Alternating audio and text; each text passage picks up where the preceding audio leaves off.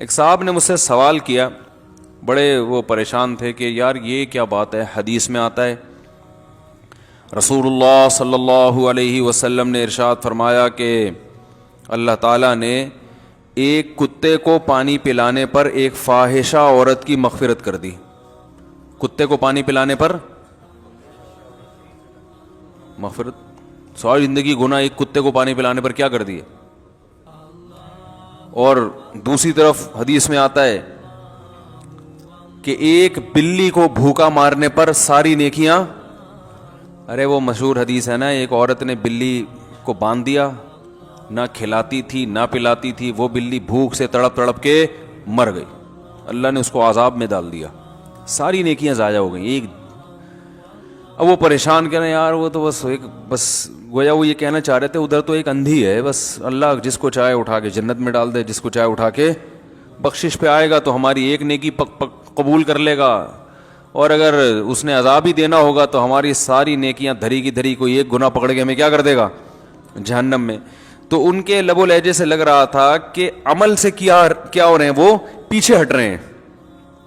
یہ حدیث ان میں عمل کا جذبہ کم کر رہی ہے کہ یار ادھر کا تو کوئی لا نہیں ہے, قانون نہیں ہے بس. پھر انہوں نے قرآن کی آیت بھی پڑھی, یغفر لمن یشاء ویعذب من یشاء. اللہ فرماتے ہیں جس کو چاہوں گا معاف کروں گا, جس کو چاہوں گا عذاب دوں گا. تو جب وہی اسی پر ہے تو ہمارا عمل کس کام کا. کیا خیال ہے بھائی, آ رہا ہے نا سمجھ میں؟ الحمدللہ. تو یہ وہی ہے, علم ہے, حکمت نہیں ہے. اصل میں یہ وہی ڈسپلن کی گولی ہے نا, جس کو نہیں کھانی تھی اس نے کھا لی ہے ٹھیک ہے نا, جس کو نہیں کھانی تھی اس نے کھانی. تو فائدے کے بجائے کیا ہو رہا ہے, ایک آدمی کا خون ویسے ہی بہت پتلا ہے, وہ بالکل پانی کی طرح خون ہے, وہ ویسے ہی مرنے والا ہے, اس کو ڈسپلن کھلاؤ گے تو اور کیا ہو جائے گا, پتہ وہ تو مر جائے گا. جو حدیث کی جو جانتے ہیں وہ بتاتے ہیں, کسی حکمت والے سے پوچھیں وہ تو وہ کہے گا کہ بھائی دونوں یہ حدیثیں عمل میں اور بڑھانے کے لیے ہیں, عمل کو کم کرنے کے لیے نہیں ہیں. صحابہ اس حدیث کو سن کے ان کا عمل کا جذبہ بڑھا تھا, کم نہیں ہوا تھا. کیسے؟ ایک حدیث جو ہے وہ گناہگار کو سنانے کی ہے, ہم وہ نیک لوگوں کو سنا دیتے ہیں. ایک نیک لوگوں کو سنانے کی ہے, وہ ہم کس کو سنا دیتے ہیں, گناہگاروں کو. جس کی جو اس کے سامنے پیش کرنے کی, جیسے شوگر کا مریض ہے, اس کے سامنے پیش کرنے کی ڈش تھی کریلے ہے بھائی, اور ایک آدمی میں فیٹ ہے ہی نہیں, شوگر بھی نہیں ہے, وہ بیچارہ شوگر کی کمی سے مر رہا ہے, اس کے سامنے رکھنے تھے لڈو, تو جس کے سامنے لڈو رکھنے تھے اس کے سامنے رکھ دیا کریلے. وہ پہلے ہی شوگر لیول کم ہے, وہ کریلے کھائے گا تو انا للہ ہوگا کہ نہیں ہوگا. اور جس کو کھلانے تھے لڈو اس کو کریلے کھلا دیا, اور جس کو کریلے کھلانے تھے اس کو کیا کھلا دیا, لڈو. دونوں کا انا للہ. کیا خیال ہے بھائی, انا للہ ہو جائے گا دونوں کا. تو یہ جو حدیث ہے نا کہ فاحشہ عورت نے کتے کو پانی پلایا اور اللہ نے بخش دیا. ایک روایت میں مرد آتا ہے, مرد نے پانی پلایا, بہرحال جس نے بھی پلایا گنہگار تھا, اللہ نے اس کو بخش دیا. یہ اصل میں گنہگار کے سامنے پیش کرنے کی حدیث ہے, اور ہر گنہگار کے سامنے نہیں. وہ گنہگار جو اب اس نا امیدی میں آ گیا ہے اور اب وہ نیکی کرنے کے لیے تیار ہے ہی نہیں. وہ کہہ رہا ہے یار میرے تو اعمال میں گناہ ہی گناہ ہے, میں نے اگر ایک نیکی کر لی تو مجھے کیا ہو جائے گا, میں کون سا جنت میں جاؤں گا. تو اب چھوڑو, میں باقی زندگی بھی کس میں گزارتا ہوں, گناہ میں. تو اس کو بتایا جا رہا ہے بھائی بعض مرتبہ, ہمیشہ نہیں, ایک نیکی کام آ جاتی ہے. تو اس لیے نیکی کا کوئی موقع اگر میسر ہے تو ہاتھ سے جانے نہ دو. تو وہ عمل پہ آئے گا یا پیچھے ہٹے گا, آ رہا ہے عمل پہ. تو اس کو یہ بتایا گیا بعض دفعہ ایک نیکی پہ بخشش ہو جاتی ہے تو اور زیادہ سے زیادہ نیکیاں کرو, یہ تو بخشش کا چانس اور زیادہ بڑھ جائے گا. تو اس کو ادھر لایا جا رہا ہے. اور جو نیکی کرنے والے ہیں بعض دفعہ وہ اترانے لگتے ہیں, تکبر میں آ جاتے ہیں, یار ہمارے اعمال میں تو کوئی گناہ ہے ہی نہیں, ہم تو سیدھا بغیر حساب کتاب کے جنت میں.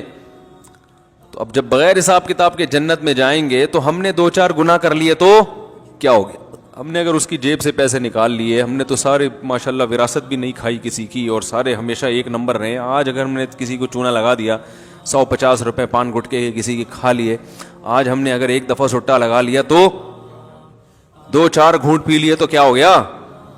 دنیا تو بالٹیوں کی بالٹیاں پی جاتی. آج ہم بھی ذرا 2-4 سے کیا ہوتا ہے کہتے ہیں نا لوگ بھائی 2 گھونٹ پینے سے کیا ہوتا ہے؟ ایک دفعہ پائپ کے نیچے ہم اگر بیٹھ کے تھوڑا سا ہیروئنچیوں کے ساتھ انجوائے کر لیا تو کیا ہو گیا؟ تو ان کو بتایا جا رہا, یہ کسی پہ ظلم کر لیا, کسی جانور کو بلا وجہ مار دیا, تو ان کو بتایا جا رہا ہے کہ بھائی تمہیں اللہ نے نیکی کی توفیق دی ہے نا, اس پہ اللہ کا شکر ادا کرو, اسی پہ قائم رہو, یہ سوچ کے گناہ مت کرو کہ ہمیں کیا ہوگا. بعض دفعہ ایک گناہ بھی, بعض دفعہ, ہمیشہ نہیں ہوتا, بعض دفعہ ایک گناہ وبال جان بن جاتا ہے, جیسے اس شخص کا بن گیا, اس عورت کا بن گیا جس نے بلی کو باندھ کے بھوکا رکھا. تو اب صحابہ جب یہ حدیث سنتے تھے تو ان میں عمل کا جذبہ بڑھتا تھا, اور ہم جب سن رہے ہیں اب جب یغفر لمن یشاء, جس کو چاہے گا بخش دے گا, یہ تو معاملہ خراب ہو گیا. تو اصل میں حدیث کا مطلب یہ ہوا کہ ایک نیکی پہ اللہ بخش سکتے ہیں تو بار بار نیکیوں پہ کیوں نہیں بخشیں گے, اور ایک گناہ پہ اللہ برباد کر سکتے ہیں تو بار بار گناہ کرو گے تو برباد کیوں نہیں ہوگے. تو مطلب یہ کہ جو نیکیاں کر رہا ہے وہ کرتا چلا جائے, اور جو گناہ کر رہا ہے وہ گناہ سے بچنے کی کوشش کرے. سمجھ میں آ رہی ہے کہ نہیں آ رہی بات؟ اور معاملہ ہمارے یہاں کیا ہو رہا ہے؟ الٹا ہو رہا ہے. یہی وجہ ہے کہ اللہ کی رحمت کی حدیثیں گناہگاروں کو سنائی جا رہی ہیں جو توبہ کرنے کے لیے تیار نہیں ہیں, حالانکہ وہ ان کے لیے تھوڑی ہیں, ان کے لیے تو عذاب کی وعیدیں ہیں.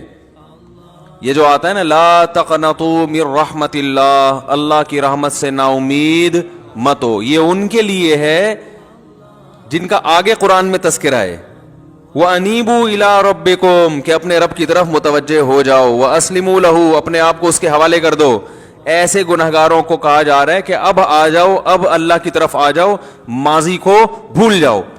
اور ہمارے ہاں جو آیت بتائی جاتی ہے کہ اللہ کی رحمت سے نا امید نہ ہو, یہ ان لوگوں کو جو گناہ کر رہے ہیں اور آئندہ بھی کرنے کا پروگرام ہے, کرتے رہو, اللہ کی رحمت سے نا امید مت ہو. تو یہ تو غلط ہے, یہ کہاں کی کہاں لگا دی.